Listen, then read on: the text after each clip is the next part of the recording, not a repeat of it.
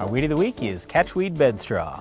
It's an interesting weed. I like Catchweed Bedstraw from an identification standpoint because it's got a square stem and it's got these short little bristly hairs that really cling to things like Velcro. So if you're out looking around at something in a tree grove, for example, or in a grassy area, if you've got Catchweed Bedstraw, chances are it will find your pant leg. Well, I'm just wondering why you're wearing Velcro around all the time, Darren, but let's talk about control of this particular weed. How you're going to do it, in most cases, is simply 2,4-D. We don't have a real big problem out in crop ground, so that's why I'm focused on the non-crop areas. And also, let me just say, when I throw out the words 2,4-D, you might be thinking about old amine or ester. I don't want you using those products anymore. There's a new 2,4-D choline, has way less volatility.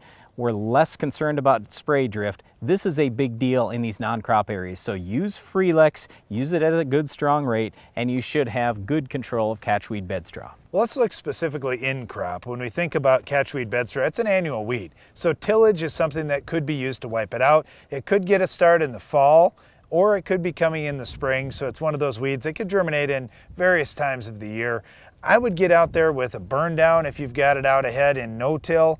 Again, Brian mentioned you could use 2,4-D or dicamba in crops where they would be labeled. In corn, I like verdict down. If you've got some weeds that are up, the verdict will burn them off. Then in crop, I really like status. In soybeans, I like to start with one of the Authority products in the tank. With metribuzin, our 3-pre strategy, we can do a nice job on Catchweed Bedstraw. Then post-emerge, I like Liberty Link or Extend beans. Both of those herbicide options, Liberty and Extend, will be really effective on Catchweed Bedstraw.